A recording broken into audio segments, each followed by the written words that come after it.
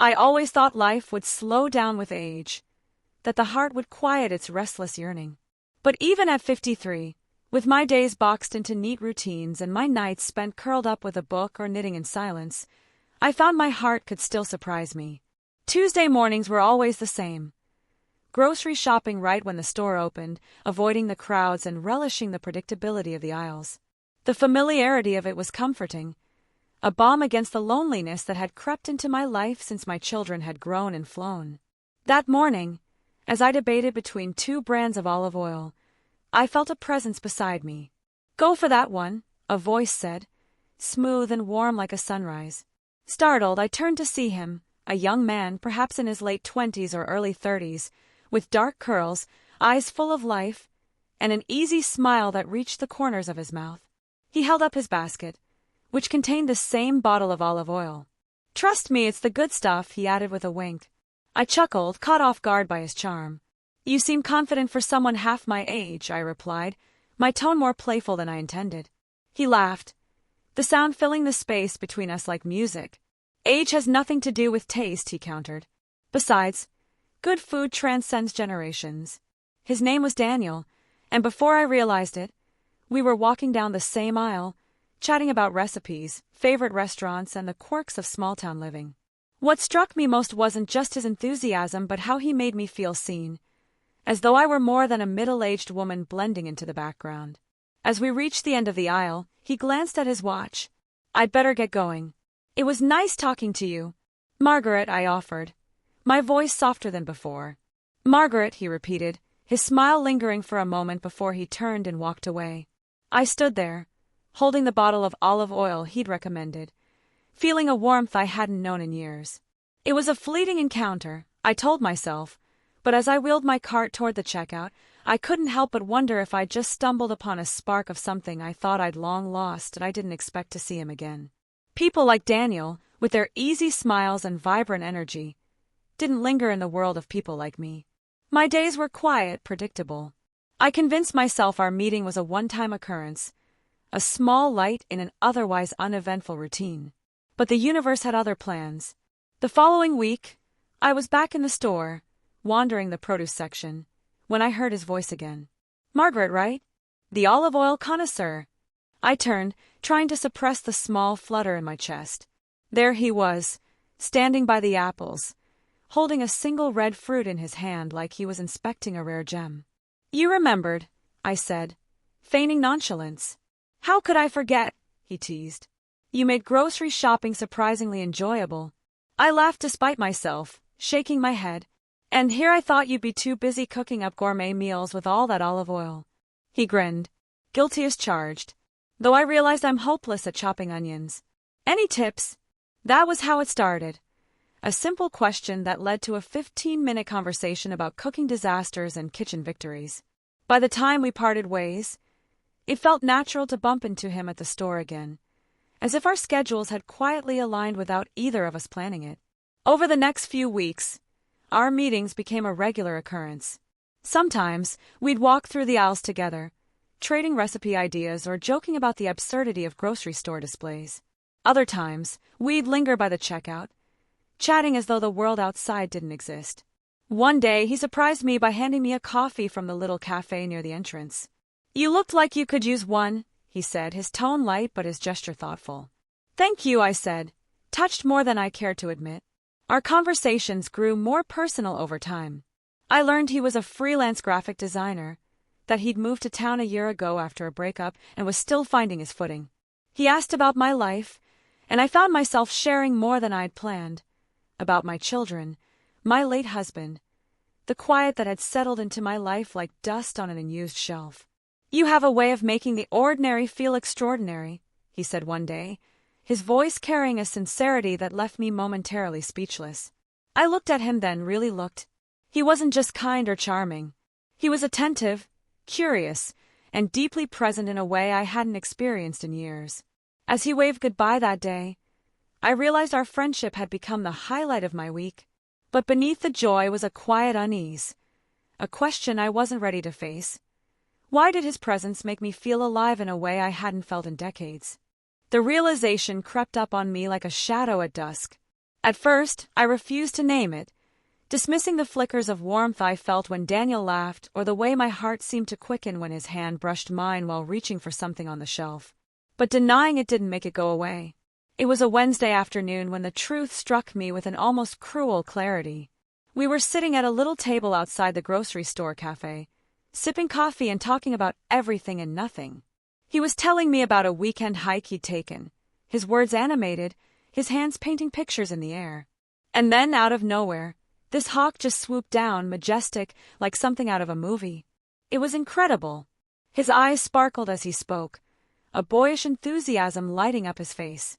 I smiled, caught in his energy, but somewhere deep inside, a wave of recognition hit me. This wasn't just friendship. It wasn't even just admiration. It was longing. The thought was as exhilarating as it was terrifying. Longing for Daniel, someone so vibrant, so full of life, and so much younger than me. Felt like stepping off a cliff without knowing if there was water or rocks below. As he finished his story, I realized I hadn't been listening. I was too focused on the curve of his mouth, the way the sunlight caught the streaks of gold in his hair, the easy way he looked at me as if I were the most interesting person in the world. "Margaret, you okay?" he asked, his brow furrowed in concern. I blinked, forcing myself back to reality. "Sorry, I was just lost in thought." "That sounds amazing, Daniel." He grinned, leaning back in his chair. "You've got to come with me one of these days. It's the perfect escape from, well, everything." The offer lingered between us, his words full of innocent intent. But my mind couldn't help twisting them into something more. Was this just kindness? Friendship? Or was there something in the way he said it that hinted at a deeper connection?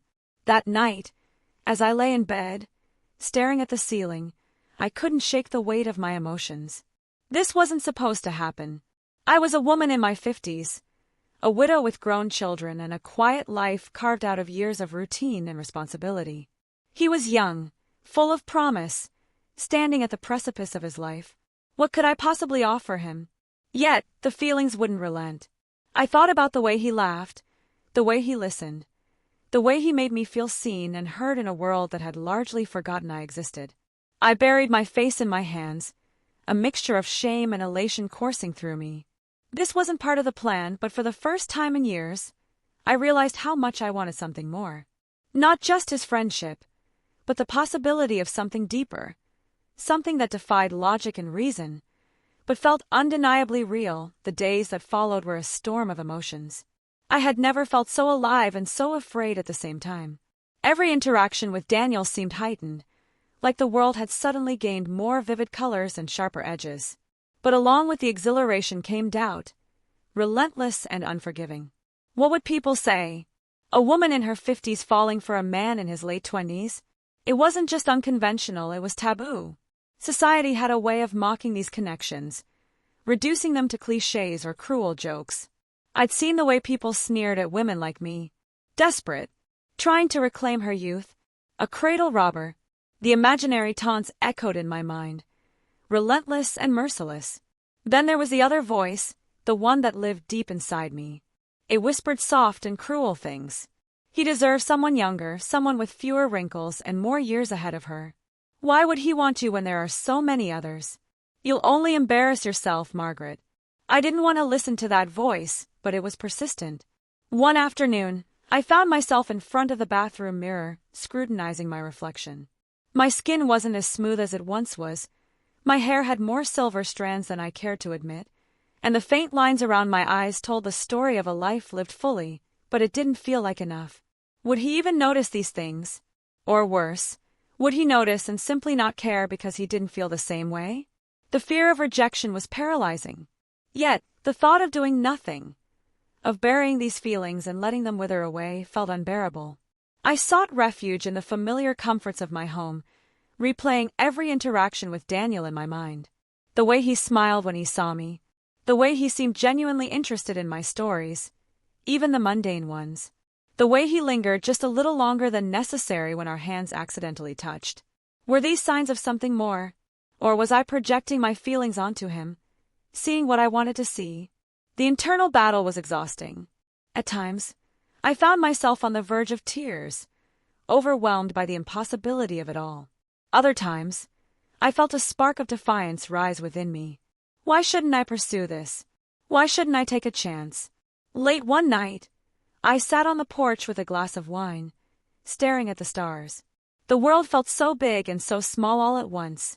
I realized how much of my life I'd spent living for others, raising my children, supporting my late husband, working jobs that paid the bills but didn't ignite any passion. But now, for the first time in years, I wanted something for myself. The thought of Daniel made my heart ache in the sweetest way. He represented a possibility I hadn't dared to imagine, a chance to feel alive again, to be seen and cherished. Still, I knew the road ahead wouldn't be easy. There were no guarantees, no promises of a happy ending. But wasn't love always a risk? Wasn't that what made it so extraordinary? As I sat there, the night air cool against my skin, I made a silent vow. I wouldn't let fear rule me. If there was even a sliver of a chance that Daniel felt the same way, I had to find out. For better or worse, I had to follow my heart, even if it led me into the unknown. The days leading up to that decision were a blur of indecision and anticipation. I couldn't stop thinking about Daniel, the way he made me feel. He had become a constant presence in my life, even though our interactions were still few. The grocery store was where our worlds collided, but my thoughts of him stretched far beyond those aisles. But what now? I was living in a haze, consumed by what-ifs and maybes. The conversations with him at the store had become a small, bright moment in my otherwise predictable routine. I longed to see him more, to spend time with him outside the sterile, fleeting moments between the dairy aisle and the checkout counter. I could feel the tension building within me. It was time to act, or I'd lose my nerve. The idea to invite him to my home came to me one quiet evening while I was preparing dinner. There was something about the simple act of chopping vegetables that allowed my mind to settle. I needed a reason, something natural, something that wouldn't feel forced or awkward. Then it struck me. He had mentioned once that he loved cooking but didn't have the space to try new recipes at his tiny apartment. He'd laughed about how he'd burned his last attempt at a roast, and I joked about offering him lessons. The seed was planted. I could invite him to dinner, I thought. A friendly, casual invitation. It felt like a reasonable step. And yet it wasn't. The idea of having him in my home, of sharing an evening with him, terrified me. My heart raced just thinking about it. I spent the next few days overthinking every detail. Would he feel awkward? Would he think I was trying to make something more out of it than just a meal? I couldn't escape the fear that my intentions might be misread, that I might expose too much of myself too soon. But I also knew this. I didn't want to keep wondering what it would be like. I didn't want to spend another day living in the shadows of my own desires. I was ready to take a step. The evening I finally decided to text him, I felt an odd combination of excitement and dread. I typed, then deleted, and then typed again. It took me far too long to send what should have been a simple message. Hey Daniel, I've been thinking if you're still up for it. How about coming over for dinner sometime? I'd love to cook for you. We could try a new recipe together. I hit send before I could change my mind. The seconds that followed felt like an eternity. I held my breath, waiting for the reply. When it came, it was brief but warm. I'd like that. I'll bring wine if you want. I let out a sigh of relief, a weight lifting off my chest. The invitation had been accepted. But now came the harder part. The waiting, the wondering, and the anticipation of what was to come. As I prepared for the evening, I tried to quiet my racing thoughts. I wasn't sure what I was hoping for. I wasn't sure what he was expecting either. But for the first time in a long time, I felt a sense of possibility, a spark of something that was both terrifying and thrilling. I couldn't help but smile as I set the table. Whatever happened next, this moment, this simple dinner with Daniel, felt like a beginning. When Daniel arrived, I was startled by how natural it felt to see him standing at my door. I hadn't realized how much I'd been waiting for that moment until I opened the door and saw him standing there, holding a bottle of wine in one hand, his other hand tucked casually in his pocket. He was wearing a worn denim jacket, and for a brief moment, I saw him not as the young man I'd met in the grocery store, but as someone I'd known far longer, someone whose presence felt as familiar as my own breath. His smile was easy, disarming even, and as he stepped inside, I felt the space between us shrink. "I hope I didn't keep you waiting," he said, his voice warm, just like I remembered it. No, I was just getting everything ready, I replied, stepping aside to let him in. As we moved into the kitchen, I felt a sense of calm wash over me. The nerves, the anxiety I had been holding on to for days, seemed to dissolve as we fell into a rhythm. We chopped, stirred, laughed at my cooking mishaps, and shared small stories about our lives. It felt like something out of a dream, a slow unfolding of connection that was both easy and profound. The evening flowed seamlessly. The meal came together perfectly, despite my earlier doubts.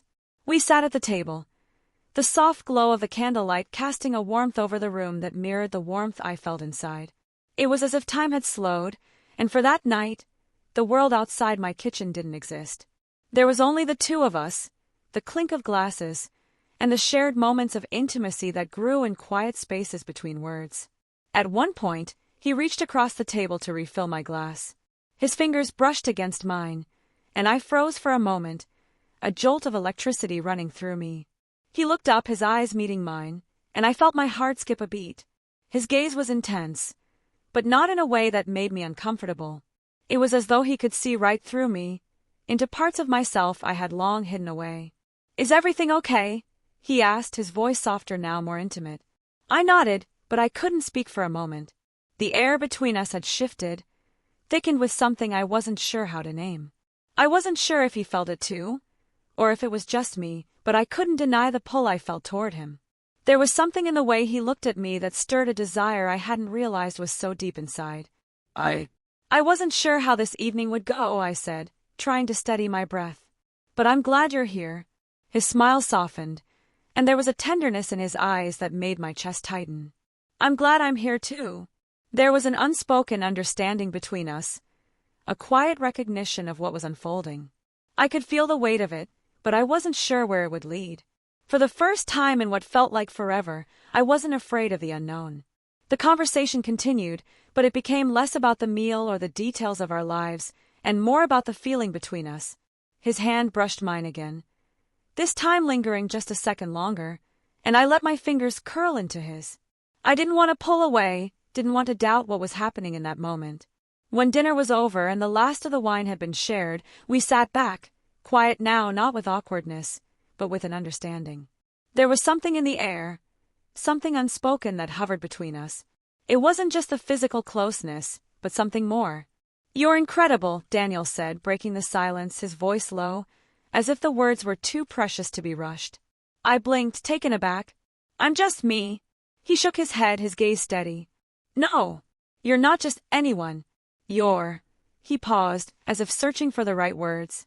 "You're everything I didn't expect." I could feel the weight of his words, the sincerity in them, and something inside me shifted. It wasn't just attraction anymore. It was connection. Something deeper, more profound than anything I had anticipated. As the night drew to a close, I found myself standing by the door, my heart racing in a way that felt both terrifying and exhilarating. He lingered for a moment, just watching me, his eyes searching mine. "I'll walk you to your car," he said. I nodded, but as we stepped outside into the cool air, I couldn't help but feel the distance between who I was before tonight and who I was now. Something had changed in me, something I wasn't sure I could put into words. But I knew this. Whatever it was, I wasn't afraid of it. Not anymore. As I sat alone in the quiet of my living room, the sound of Daniel's departure still lingering in the air, I allowed myself to breathe. My heart, still racing from the evening, was slowly returning to its usual pace. But this time, it wasn't as steady as it had been before. There was a fluttering, an uncertainty I hadn't experienced in years. I looked out the window, the night stretching out before me, and my thoughts circled around him, around us. Love, I had once believed, was something that belonged to the young. It was something fresh, spontaneous, unburdened by the weight of years, wrinkles, and regrets. But that night, I realized that love was not so easily defined. It wasn't bound by age or appearance. It wasn't about how many years we had lived or how many we had left. Love, I saw now, was about connection, about finding someone who made you feel seen, who made you feel alive, regardless of how much time you had spent on this earth. When I first met Daniel, I hadn't thought much of it. He was just a young man in the grocery store, with a smile that was too easy and eyes that seemed to understand the small, unnoticed things in life. But now, as I sat alone, I saw the depth in him, in us. There was no denying the pull I felt toward him. The way his presence seemed to breathe life into the quiet corners of my heart that I had long since locked away. I had always been so careful about how I lived. There was safety in routines and predictable days. But with Daniel, everything felt uncertain. Not in a bad way, but in a way that made me feel like I was stepping out of the shadow of my own life, daring to live in the light of something new, something uncharted. The idea of loving someone so much younger was daunting. Yes, but the thought of living without this feeling, without him, was even more so. And yet, I couldn't shake the question that lingered in the back of my mind. What would others think? Society had its rules, its judgments. It had its expectations of what love should look like, who could love whom, and at what age. The whispers of disapproval, the raised eyebrows, the doubt. Those were the things I had lived with all my life. But now, in this moment of self-reflection, I realized that none of that mattered. If love had taught me anything, it was that it was not about the approval of others. It was about the authenticity of the connection between two people. And I knew deep down that what I felt with Daniel was real. It wasn't just about the way he made me feel. It wasn't the excitement of a new romance or the thrill of attraction. It was something deeper than that. It was about being seen, truly seen. After all these years of hiding pieces of myself behind the walls I had built, it was about finding someone who could look at me, not just my age or my past, but into the core of who I was and still want to be with me. It was about vulnerability and trust, about the fear of rejection mingling with the hope of acceptance. Love, in its most honest form, was about the courage to defy what the world expected of you and to follow your heart anyway. I had spent so much of my life thinking that age was a barrier, that time had passed me by. But in the quiet moments of reflection, I saw that love had no expiration date.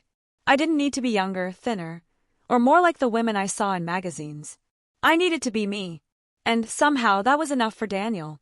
It was enough, because he had chosen me, not for my past, but for the woman I was in that moment. And that was something I hadn't realized I had been waiting for. As the night wore on, I finally allowed myself to stop questioning, to stop doubting. I didn't need to have all the answers. I didn't need to justify the way I felt. What mattered was that I had found someone who made me feel alive in ways I hadn't even known I could. And that was enough. In the end, love wasn't about age. It wasn't about time. It was simply about being open to the possibility of something new, something beautiful, something unexpected. And with that realization, I knew I was ready to see where this would lead. Whatever the future held, I wouldn't regret the chance I had taken to love, no matter how different it looked from what I had imagined. I didn't need to fear the unknown anymore. Not when I had already found something so precious. The next morning, I woke up to the soft sunlight streaming through the curtains, the quiet hum of the world beginning to stir outside. I made my coffee, savoring the warmth of the mug between my hands, and as I sat there, I reflected on everything that had happened. The unexpected journey I had started with Daniel.